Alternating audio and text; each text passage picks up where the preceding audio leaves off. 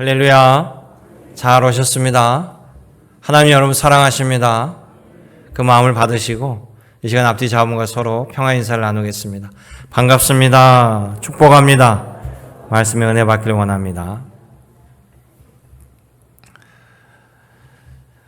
올해 여러분 하늘을 보셨죠? 너무나 맑고 또 아름다운 구름들이 너무나 멋집니다. 이렇게 아름다운 우주는 우리가 태어나기 전에 이미 존재하였고요. 우리는 그 우주 가운데 살아가고 있습니다. 한 과학자가 인공지능을 가진 로봇을 만들었습니다. 스스로 생각할 수 있는 이 로봇은 내가 어떻게 태어났을까? 나를 만드는 이는 누굴까? 또 나를 만드는 그분은 누가 만들었을까? 이렇게 생각하고 찾아가는 여정이 바로 오늘날 우리가 우주의 기원을 찾는 것과 같습니다. 현대 과학이 밝혀낸 우주에 관한 것은 이 우주의 탄생은 큰 폭발로 탄생했다고 합니다. 일명 빅뱅설이라고 하는데요. 우주에 큰 폭발이 있었고 그 폭발로 인하여 138억 년 전에 우주가 탄생하고 이 큰 폭발은 지금도 우주를 팽창하고 있는데요. 그 가운데 45억 년 전에 태양계와 지구가 탄생했습니다. 그리고 인류의 지구가 200만 년 전에 나타나서 오늘에까지 이르게 됩니다. 저 하늘에 있는 별들, 그 별들도 영원할 것 같지만 이 별들도 탄생하고 죽습니다. 별의 마지막 별의 죽음은 역시 폭발로 끝나는데요. 이 별이 죽음에 이르러 폭발할 때 새로운 별이 탄생합니다. 놀랍게도 죽음으로 말미암아 새로운 별을 탄생시키는데 이것을 과학적으로 초신성이라고 합니다. 우리 몸을 구성하는 대부분의 물질들은 이 별이 폭발할 때 초신성에 의해서 생긴 물질들이라고 합니다. 현대과학은 우주가 팽창하고 있는 이 빅뱅을 설명하지만 왜 빅뱅이 일어났는지, 그 빅뱅의 전에는 무슨 일이 있었는지 이 기원에 대해서는 여전히 아는 바가 없습니다. 아마 인간의 인식 능력이 한계가 있기 때문에 인간에 의해서 완전히 설명될 가능성은 거의 없습니다. 인간은 전지전능한 존재가 아니고요. 우리가 생각하고 사고하는 데에 제한이 있고 한계가 있기 때문입니다. 인공지능 로봇이 스스로 자신의 만들어짐을 알려는 것 역시 자신의 능력의 한계에 도달하게 되는 거죠. 차라리 인공지능 로봇을 만든 과학자가 너는 내가 만들었고 이런 원리로 만들었느니라 라고 알려주면 모든 것이 훨씬 쉽게 풀릴 겁니다.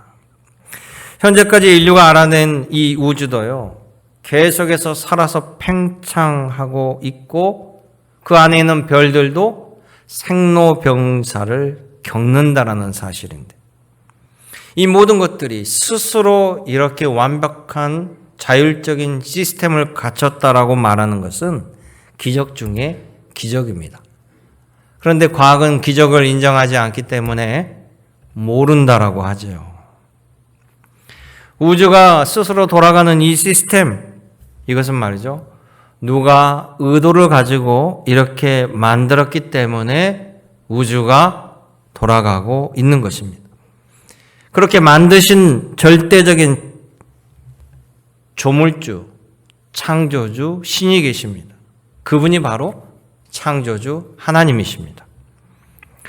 요한복음은 그 창조주 하나님에 대해서 우리들에게 전하고 있습니다. 이 요한은 예수님의 제자인데요. 예수님의 제자 가운데 유일하게 끝까지 살아서 예수님의 복음을 증거한 사람이에요.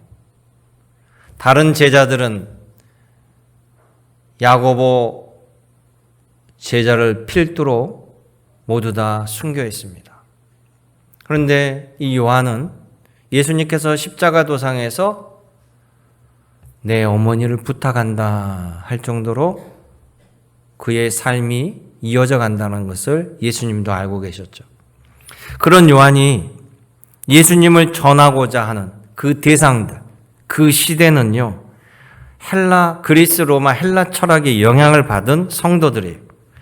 헬라 철학은 이 우주의 기원에 대해서 우주를 하나님께서 창조했다는 것과 다른 주장을 가지고 있었습니다. 맨 처음 그리스의 철학자로 알려진 탈레스라는 사람, 수학자로 알려진 이 탈레스는 모든 우주의 기원을 물이라고 했어요. 물.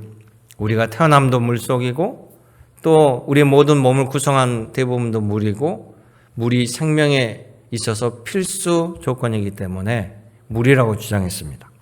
또 다른 철학자 파르메니데스라는 사람은요, 그냥 우주는 영원히 존재하고 시작과 끝도 없다 이렇게 주장했습니다. 이런 개념이 지배하는 시대에 이 사도 요한은 창조주 하나님, 우주를 창조하신 하나님을 전해야만 했다는 것이죠. 성경은 우주의 기원이 하나님의 뜻과 하나님의 의지에 의해서 창조되었다라고 분명히 우리에게 가르쳐주고 있습니다. 그러니까 요한복음은 세상을 창조하신 하나님, 그리고 그 창조주 되시는 예수님은 어떤 분이신가? 우리가 믿고 있는 삼위일체 하나님, 성부의 하나님, 성자의 예수님, 성령의 하나님, 그분 바로 그 하나님의 관계에 대해서 밝혀주고 있는 것이죠. 우리는 지난주까지 마가복음을 보았습니다. 마가복음과 조금 다른 각도로 사도 요한이 전해주는 복음을 통해서요, 여러분 모두가 내가 믿는 예수님의 참 모습을 만나기를 원합니다. 요한복음을 통해서 여러분 모두가 예수 그리스도의 제자로서 흔들림 없는 믿음과 소망, 그 약속을 붙들고 살아가는 우리 주님의 자녀가 되시기를 주의 이름으로 축원합니다. 그런 의미로 오늘은 요한복음 1장을 볼 텐데요. 요한복음 1장을 보면 첫째, 요한이 전하는 예수님은 세상을 만드신 창조주이시고 그 창조주가 우리 가운데 오신 예수님이라는 사실입니다. 사도 요한 시대에 이 그리스 로마 헬라의 보편적인 우주 원리를 로고스라고 표현했습니다. 이 로고스라는 단어는 원래 말씀이라는 뜻이에요. 우리의 모든 것이 언어로 표현되기 때문에 이 우주의 원리를 설명하는 로고스라는 모두가 알고 있는 그 단어를 빗대어서 요한은 예수님을 설명합니다. 예를 들어서 이런 거죠. 여러분들은 세상의 기원을 우연한 발생으로 여기고 우주가 움직이는 원리를 로고스라고 하는데, 내가 여러분들에게 진실을 알려드리겠습니다. 우주 만물은요, 우연히 생긴 것이 아니라 그것을 만드신 창조주가 있습니다. 그분이 예수님입니다. 이렇게 시작하는 거예요. 요한복음 1장 1절을 보세요. 태초에 말씀이 계시니라. 원어에 의하면 말씀은 로고스예요. 이 말씀이 하나님과 함께 계셨으니 이 말씀은 곧 하나님이시니라. 아멘. 자, 여기에서 태초는요, 우주가 생기기 전 이야기입니다. 이미 우주가 생기기 전에 말씀이 있었는데 이 말씀 예수님으로 바꿔보세요. 태초에 예수님이 계시니라. 그가 하나님이시고 그 말씀이 하나님과 함께 계셨으며 이 예수님은 곧 하나님이시라. 이렇게 표현하는 거예요. 요한은 우리 존재 자체가 하나님의 의지가 담겨져 있는 하나님의 작품이라는 거예요. 구약 성경에서도 창세기의 우주의 기원에 대해서 밝히고 있습니다. 창세기 1장 1절에 동일하게 태초에 우주가 생기기 전에 하나님이 천지를 창조하시느니라. 분명하게 선언하고 있습니다. 우주가 만들기 전에 예수님이 계셨는데 그 예수님이 하나님과 함께 하시며 천지를 만드셨다는 것. 만물이 그로 말미암아 지은 바 되었으니 지은 것이 하나도 예수님 없이는 된 것이 없느니라. 아멘. 이렇게 밝히기 시작하는 거예요. 그러니까 예수님께서는 하나님이신데 우리가 알고 있는 삼위일체 하나님, 성부의 하나님은 영이시고 성자 예수님은 영과 육신을 가지신 하나님이라는 사실입니다. 창조주 예수님께서 우리들에게 오셔서 모든 것을 알려주시고 밝혀주신다는 의미에서 예수님은 진리가 되는 것이고 참 빛이 되는 거예요. 그리고 예수님은 창조주이시기 때문에 우리에게 생명을 주시는 분입니다.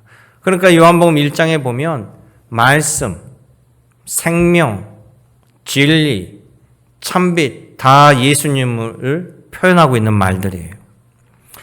출애굽기를 보면요.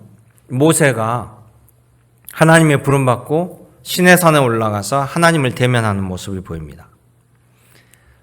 시내산 위에 떨기나무에 불꽃으로 임하는 하나님을 만납니다. 그때 모세는 떨면서요. 하나님께 물어봅니다. 당신은 누구십니까? 하나님의 존재에 대해서 물어봅니다. 그때 하나님이 대답하시죠. 나는 스스로 있는 자니라. 아멘. 자존자의 하나님이. 그렇습니다. 이 우주 만물이 스스로 존재하는 것이 아니라 창조주 하나님께서 스스로 존재하시며 하나님께서 온 우주를 만드신 창조주라는 것이. 그러니까 우주의 끝과 시작이 모두 창조주 하나님께 있다라는 겁니다. 만약에 하나님께서 창조주가 아니신다라면 그 우주를 만드신 하나님은 또 만드는 그 어떤 신이 있어야 되는 거예요. 결국 최종적으로는 스스로 존재하여야만 이게 이해가 되고 또 맞는 말이 되는 겁니다. 그러니 생명이 존재하는 것도요, 하나님의 뜻 가운데 있다라는 거예요. 어떠한 생명도 하나님의 뜻과 의지가 없이 태어날 수 없습니다. 그러니까 여러분들은 이미 하나님의 택함을 받은 자녀들이라는 사실이에요. 그러나 우리가 이 땅에서 하나님을 볼 수가 없습니다. 또 죄를 가진 사람들은요, 하나님을 대면할 수 없어요.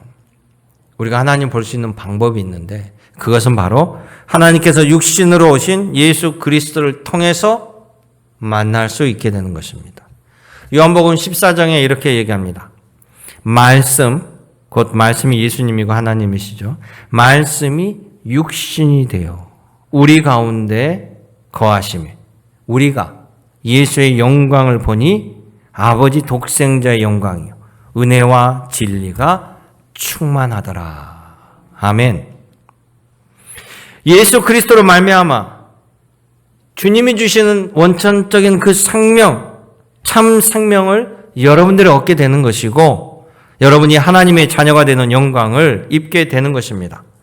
우리 함께 읽어볼까요? 12절, 13절의 말씀이에요. 같이 읽어보겠습니다. 영접하는 자, 곧 그 이름을 믿는 자들에게는 하나님의 자녀가 되는 권세를 주셨으니 이는 혈통으로나 육적으로나 사람의 뜻으로 나지 아니하고 오직 하나님께로부터 난 자들이니라. 아멘. 예수 그리스도를 믿는 자, 영접하는 자, 곧 그 이름을 믿는 자에게는 하나님의 자녀가 되는 권세를 주셨다는 거예요. 사랑하는 성도 여러분, 우리 모두는 스스로 알 수가 없습니다. 우리가 알지 못하는 세상을 창조하신 하나님, 그 하나님으로부터 오신 예수님을 통해서 여러분 생명을 얻게 되고 은혜를 받게 되고 진실을 알게 되고 진리를 만나는 영광을 누리게 된다는 거예요. 오늘 여러분 모두가 예수 그리스도가 주시는 그 은혜와 진리를 누리며 살아가는 아버지 하나님의 복된 자녀의 삶이 되시기를 주님의 이름으로 축복합니다.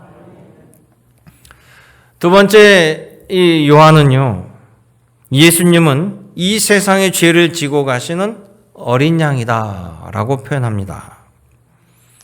세상을 창조하신 하나님께서 우리들에게 복을 내려주셨어요.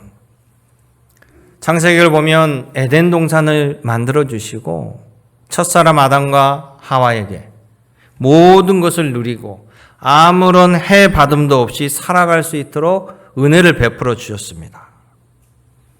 그런데 안타깝게도 첫사람 아담과 하와는 하나님의 말씀을 어겨버립니다. 배신을 하는 거죠. 하나님의 통치를 부정하는 겁니다.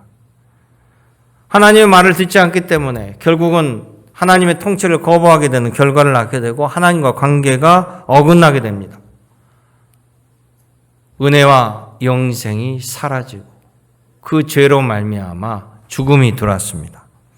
하나님과 관계가 틀어지니까 하나님과의 소통하는 길도 막혀버리고 하나님께 나아가는 길도 막혀버린 거예요. 죄는 하나님과 극과 극이라 동시에 존재할 수가 없습니다. 모세가 만난 것처럼 하나님이 불꽃이라고 한다면요, 불 앞에 서 있는 그 어떤 것도 다 불타버리기 때문이죠. 하나님 앞에 서는 죄는 망하게 되는 것입니다. 그런데 우리가 아는 하나님은 피도 눈물도 없는 하나님이 아니에요. 사랑의 하나님, 자비의 하나님, 긍휼의 하나님입니다. 그 하나님께서 그래도 우리에게 은혜를 베푸사 우리가 생명으로 건진받는 구원의 길을 열어주셨는데 그것이 바로 유대인들에게 나타난 유월절의 기원이 되는 겁니다. 유월절이라고 하면 생명을 건진받는 날이잖아요. 이스라엘 백성들은 애굽에서 노예로 살았습니다. 그들이 하나님께 호소하자 하나님께서 결단을 내립니다. 그들을 건지시기로 작정합니다. 구원시키기로 하십니다. 그리고 애굽 왕 바로에게 내 백성을 보내라 이렇게 이야기하죠. 그런데 애굽의 바로 왕은 하나님을 믿지 않는 사람이에요. 창조주를 거부합니다. 그러니까 모세의 이야기를 듣고 뭐라고 합니까? 도대체 하나님이 누구간데 나보고 이래라 저래라 하느냐? 나는 따를 수 없다라고 거절하죠. 그러자 하나님께서 내 백성을 풀어주지 아니하면 재앙을 보내시겠다라고 해서 재앙을 보냅니다. 마지막 10번째 재앙이 모든 살아있는 애굽 땅의 모든 살아있는 초태생 장자를 죽음을 걷어가시겠다라는 재앙이었어요. 그것은 곧 생명이 누구에게 있는가를 똑똑히 보라는 것이죠. 유대인들도 그 애굽 땅에 살았습니다. 그러니까 하나님께서 죽음의 사자를 보내시는데 살 길을 말씀해 주셔요. 그것은 뭐냐면 어린 양의 피를, 어린 양을 잡아서 그 피를 문 대문에 바르는 집은 죽음의 사자가 하나님 말씀 그대로 따라서 했기 때문에 건너갈 것이다. 유월할 것이다. 그러나 하나님이 말씀하신 말씀을 듣지 아니할 때는 죽음의 사자가 그 집에 찾아갈 것이다 라고 말씀하셨습니다. 그러니까 하나님의 말씀을 따라서 그 말씀을 듣고 내 대신 내가 살고 내 대신 죽을 양을 잡든지 아니면 내가 죽는 것이에요. 선택하라는 거죠. 양을 선택할 거냐 너가 선택할 거냐. 결국 하나님의 방법대로 양을 잡아 그 피에 바른 집은 죽음의 사자가 건너가게 됐고요. 하나님의 말씀을 듣지 아니하고 무시하고 버티다가 애굽의 백성들은 그 밤에 장자가 죽음으로 말미암아 온 애굽에 곡소리가 나며 두려움에 떨어야만 했습니다. 이렇게 유월절은 양의 죽음과 관련되어 있어요. 바로 이 유월절이 나중에 동물 제사로 이어집니다. 하나님께서 애굽에서 탈출시켜준 이 백성들 광야에서 모세에게 율법을 주시면서 모든 사람들이 하나님 앞에 속죄받고 하나님 앞에 나오기 위해서 성소에서 양 같은 동물 제사를 드림으로 말미암아 제사함을 받고 하나님 앞에 나올 수 있다라고 허락하셨어요. 그런데 이 동물 제사는 우리들의 죄가 영원히 사해지는 것은 아니었습니다. 동물의 목숨과 여러분의 목숨이 다르죠. 그런데 말이죠. 하나님께서 드디어 우리들의 죄를 영원히 해결하시기 위해서 직접 나섭니다. 그것이 바로 주님이 친히 개입하시는 예수님께서 이 땅에 오시는 사건이에요. 예수님께서 친히 제물이 되셔서 우리를 건지시고자 하는 그 놀라운 일을 하시기 위해서 성자 예수님, 하나님의 아들 예수님을 이 땅에 보내시는 거죠. 요한복음 1장 29절 30절 말씀입니다. 여기서 요한은 세례 요한이에요. 세례 요한이 예수님께서 자기에게 나오심을 보고 이르되 보라, 세상 죄를 지고 가는 하나님의 어린 양이로다. 내가 전에 말하기를 내 뒤에 오는 사람이 있는데 나보다 앞선 것은 그가 나보다 먼저 계심이라 한 것을 이 사람을 가르킵니다. 아멘. 세례 요한은 이렇게 표현해요. 세상 죄를 지고 가신 하나님의 어린 양이로다. 요한은 어떻게 예수님이 세상 죄를 지고 가신 어린 양, 하나님이라고 알 수 있었을까요? 31절을 보면 요한도 처음에는 몰랐습니다. 당신에게 나오는 예수님을 보면서 그리스도인 줄 처음에 몰랐어요. 그런데 세례를 베풀자 성령께서 비둘기처럼 예수님 위에 임하시면서 알려주셨다라고 전하고 있어요. 우리 하나님 알려주시지 않으면 우리는 알 수 없어요. 여러분, 사울 왕이 초대 왕인데 이스라엘에 그가 범죄하고 하나님 마음을 아프게 하니까 결국 하나님께서 하나님의 영이 사울 왕에게 떠나게 되고 사무엘 선지자, 당시 사무엘 선지자에게 내가 택한 종에게 너가 기름 부어 왕을 세워라 이렇게 명령해요. 그러면서 사무엘 선지자에게 너는 이세 집에 가서 그 아들에게 기름을 부어라라고 하는데 이 사무엘은요 이세 집에 가기까지 누군지를 몰라요. 근데 하나님 말씀 듣고 갔습니다. 그래서 이세의 자식을 보면서 큰아들 보니까 아주 용모도 멋지고 잘생겼어요. 그러니까 얘일 거다라고 생각하고 하니까 하나님께서 아니다. 용모를 보지 말라. 첫째 지나가고 둘째, 셋째 다 아니라는 거예요. 자식이 없는데. 그래서 이상하다 생각하니까 사무엘 선지자가 물어보잖아. 이세에게 다른 아들 또 없습니까? 그랬더니 이세가 하나 더 있습니다. 막내가 밖에서 양치고 있습니다. 당장 불러오세요. 다윗을 보니까 하나님께서 다윗에게 기름 부어 세워라. 그래서 세웠다는 것이. 세례 요한은 예수를 통해서 바로 예수님이 이 세상에 우리의 죄를 단 한 번에 속하여 주시기로 오신 어린 양을 이심을 바로 성령을 통해서 알고 전하는 것입니다. 예수께서 이 땅에 오신 것, 바로 우리에게 죄의 어린 양에 대해서 오신 것은 저와 여러분에게 커다란 그 축복과 은혜예요. 노예로 살던 이스라엘 백성들이 죽음의 사자 앞에서 어린 양의 피로 건짐받은 것 자체가 전적인 하나님의 은혜인 것처럼 이제는 속죄제물로 오신 예수님 때문에 하나님의 놀라운 그 축복과 영생 구원을 얻게 됐다는 것입니다. 그렇기 때문에 여러분 2000년 전에 유대 땅에서 이루어진 예수님의 대속의 십자가의 죽음이 바로 오늘 살아가는 여러분들에게도 동일한 구원 영생의 효력이 미친다라는 사실에 믿으시기 바랍니다. 우리는 예수님 때문에 예수님의 대속으로 말미암아 내일의 소망을 갖게 된 거예요. 예수님 때문에 내 죄가 사하여졌다라는 것을 알게 되고 고백하게 되는 것이고 예수 그리스도의 부활의 영광을 보면서 우리도 동일한 영광을 누릴 수 있는 소망을 갖게 되는 것입니다. 예수님 때문에 내가 살게 된 것이에요. 여러분 예수님 때문에 미래가 열려지게 된 것입니다.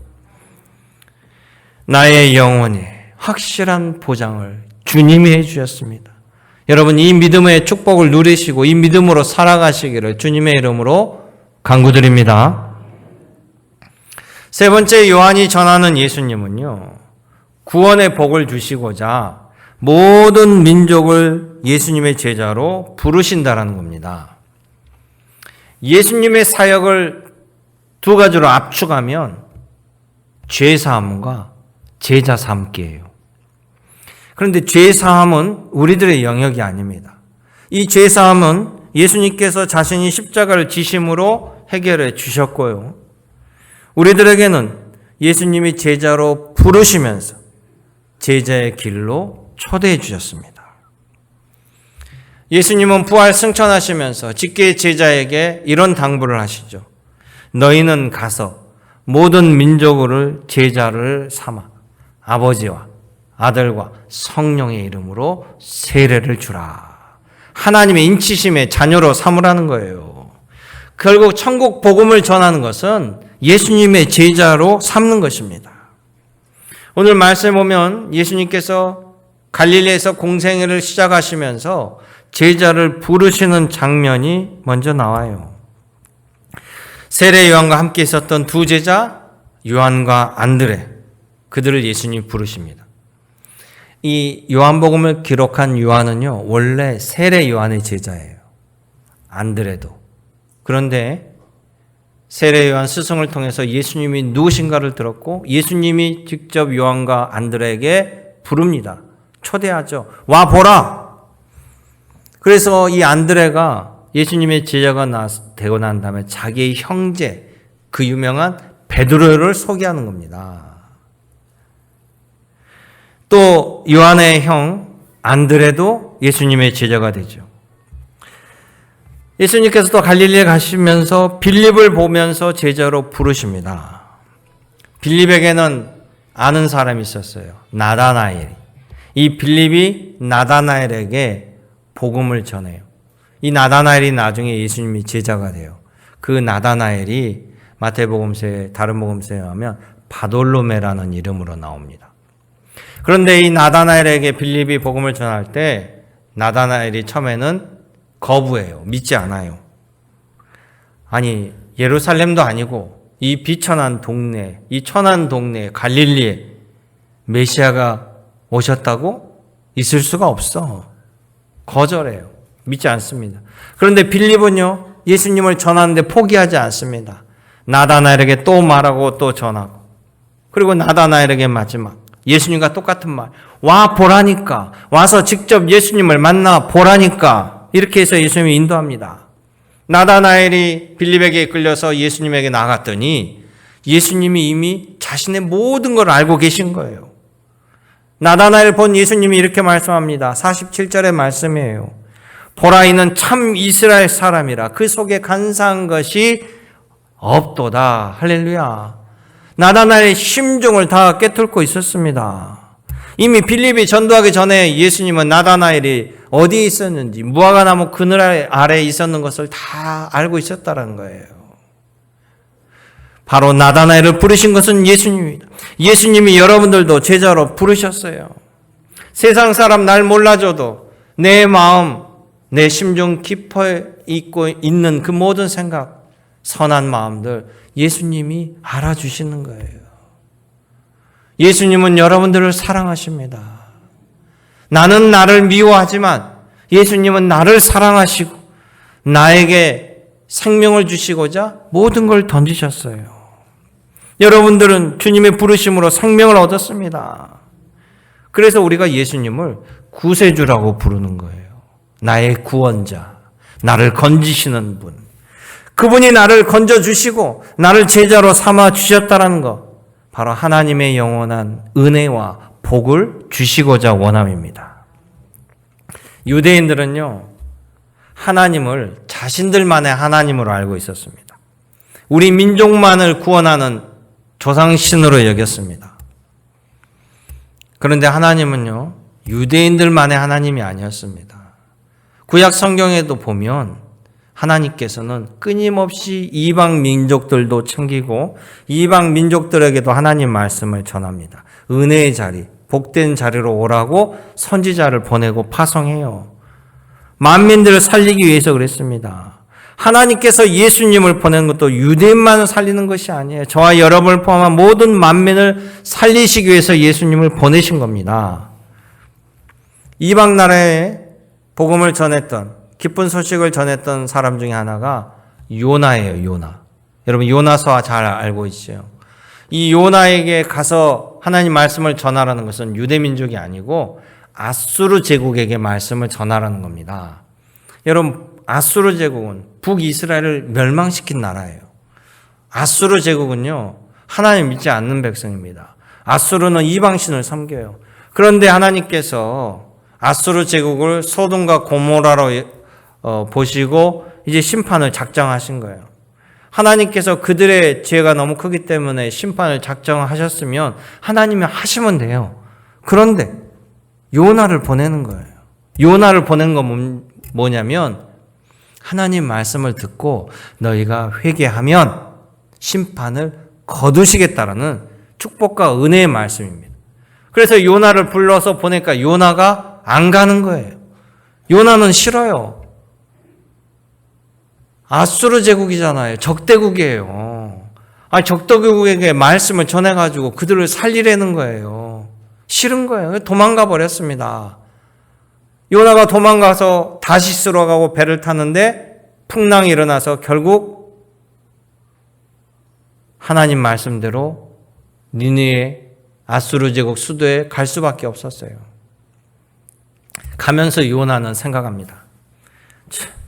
우리나라 백성들도 하나님 말씀 잘 안 듣는데 하나님 믿지 않는 저 아수르의 말씀을 전한다고 듣겠어? 가서 해보지 뭐 그런 마음으로 갔을 거예요. 요나는 처음부터 끝까지 하나님의 긍휼한 마음으로 간 적이 없어요. 어쩔 수 없이 간 겁니다. 가서 하나님 말씀대로 전했어요. 그랬더니 웬걸 놀라운 일이 벌어진 거예요. 이 백성들이 그 말씀을 받아들이고 전부 다 회개하는 거예요. 하나님의 심판이 거둬져 버린 거예요. 할렐루야. 하나님의 말씀을 전하는 자가 있었기 때문에 아수르 백성들은 그 말씀을 듣고 살아난 거예요. 이 말씀을 전하는 사람들이 주님의 제자들입니다. 그로부터 100여 년이 흘렀어요. 다시 아수르가 타락하게 됩니다.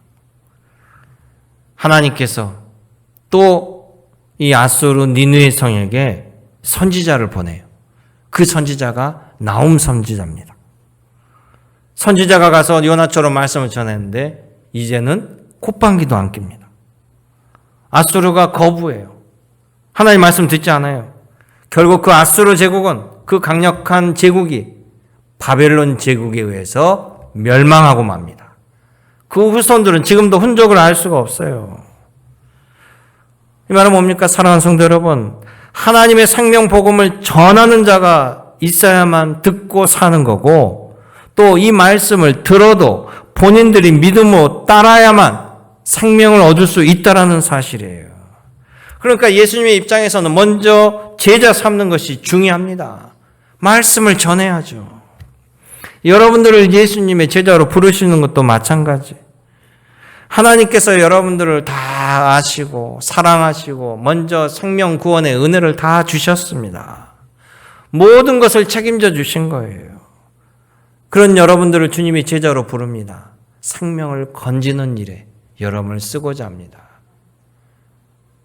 다른 사람의 생명을 살리는 주님의 일을 하라고 여러분들을 불러 세우신다는 거예요. 세계 만방을 향한 주님의 관심사, 예수님의 공생애에서도 볼 수 있어요. 예수님은요, 갈릴리 중심으로 복음을 증거했는데 예수님은 이방 지역에도 들어가셔서 말씀을 전합니다. 갈릴리 건너편 데가볼리라는 지역에 가셔서 거라사 마을로 들어가셔요. 그곳에서 누굴 만납니까? 광인이라고 하는 귀신 들린, 군대 귀신 들린 사람을 만나게 되고 그를 해방시켜줘요. 그런데 그 당시의 사람들은요, 이 귀신 들린 자는 해방받으려면 더 큰 귀신이 와야만 해방받는다고 생각했어요. 그런데 이 군대 귀신, 강력한 귀신이 걸린 이 사람 모두가 두려워했는데 예수님이 고쳐주니까 그들은 예수님을 하나님으로 믿지 아니하고 더 큰 귀신의 힘을 빌려서 이 일을 행한다고 생각하고 두려워 떨면서 예수님을 쫓아버려요. 빨리 우리 동네에 나가시라고 쫓아버립니다. 예수님은 이 거라사 지방에 들어가셔서 이 한 사람 치료해 주시고 나오셔요. 근데 그때 고침받았던 이 귀신 들렸던 사람, 정말로 사람들이 천대하고 피해 다니고 외롭고 무덤 사이에 발가벗고 왔다 갔다 하는데 자기도 정신이 가끔은 드니까 자신의 모습을 알 거 아닙니까? 얼마나 비참하게 살아가는데 예수님 때문에 새 생명을 얻는 거예요. 예수님 때문에 사람답게 됐습니다. 그러니까 이 광인이 예수님에게 예수님, 나는 오늘부터 예수님 제자로 돼서 예수님만 따라가겠습니다 라고 해요. 예수님이 쫓겨 나가는데 같이 가려고 합세하니까 예수님께서요 막습니다. 말려요. 그러면서 뭐라고 얘기하냐면 마가복음 5장 19장 20절 말씀 보면 나오는데요. 너는 집으로 돌아가 주께서 너에게 어떻게 큰 일을 행하사 너를 불쌍히 여기신 것을 내 가족에게 알려라 하십니다. 이것은 꼭 네 가족에게만 전하라는 것이 아니라 너희 동네로 가서 주님을 전하라는 거죠. 그랬더니 5장 20절에 그가 가서 예수께서 자기에게 어떻게 큰 일을 행하였는지 대가볼리 온 동네에 전파하니 모든 사람이 놀랍게 여기더라. 아멘. 이 사람이 오늘날 여러분과 같이 제자로 파송받은 삶을 산 거예요. 이 대가볼리라는 지역은 예수님 알게 된 것은 바로 이 사람 때문에 구세주 예수님을 만나게 되고 구원의 소식을 듣게 되고 알게 된 것입니다. 오늘도 여러분 모두는 예수님이 주시는 부활의 생명, 그 소망을 누리며 살아갑니다. 하나님께서 누리라고 주신 거예요. 그러면 우리는 하나님께 어떻게 감사해야 될까요? 만약에 내 부모가 정말 어려운 형편 속에 집도 전세로 살고 노동을 하면서 하루하루 먹으면서 자녀들을 어렵게 키웠습니다. 자녀가 열심히 어떻게 해서든지 가난을 벗어나 보자. 열심히 해가지고 성공했어요. 돈을 많이 벌었습니다. 그러면 부모에게 아버지 내가 집을 사드릴게요. 집을 하나 선물해요. 아버지 내가 최고급 차를 선물할게요. 할 수 있어요. 그렇죠? 아버지에게 감사하는, 부모에게 감사. 이렇게 어렵고 힘든 형편 속에서 나를 키워주신 그 은혜를 보답하기. 여러분 생명을 주신 하나님께 무엇을 선물해 드리겠습니까? 근데 문제는 우리 하나님이 아쉬운 게 없고 부족한 게 없다는 거예요. 여러분이 집을 선물할 거예요. 차를 선물할 거예요. 어느 걸 한들 하나님께서 만족하실까요? 근데 하나님이 가장 기뻐한 것이 있어요. 바로 생명을 전하는 일이에요. 다른 사람의 생명을 건지는 일. 다른 사람 심판받게 죄의 길로 빠지지 않게 건지는 일. 여러분들을 쓰시고자 하고 그 일을 할 때 우리 예수님이 가장 기뻐하는 일이고 하나님께서 영광 받으시는 일이라는 겁니다. 주님께서는 주님의 제자들에게 더 크고 놀라운 영광을 보게 하여 주신다라고 약속해 주셨어요. 여러분 그 모든 것을 누리시길 원합니다. 요한복음 1장 50절 51절 말씀 보면 제가 50절 읽겠습니다. 여러분들이 51절을 함께 읽으시며 말씀을 마치도록 하겠습니다. 주님과 함께 할 때 누릴 수 있는 영광. 예수께서 대답하여 이르시되 내가 너를 무화과 나무 아래에서 보았다므로 믿느냐? 이보다 더 큰 일을 보리라. 또 이르시되 진실로 진실로 너희에게 이르노니 하늘이 열리고 하나님의 사자들이 인자 위에 오르락 내리락 하는 것을 보리라 하시니라. 아멘. 이 영광을 누리시기를 주님의 이름으로 축복합니다. 참 좋으신 아버지 하나님, 만세전에 나를 택하시고 생명의 길로 인도하여 주셔서 처음과 끝을 알게 하시고 하나님과 동행하게 하심을 감사드립니다. 우리는 내일 일을 알지 못하지만 내일을 아시는 아버지 하나님께서 우리를 인도하여 주심을 믿습니다. 주님만을 붙잡고 주님의 생명의 증언자의 복된 입술로 살아가게 도와 주시옵소서. 언제나 함께 하신 예수님의 이름으로 감사하며 기도 올려옵나이다. 아멘.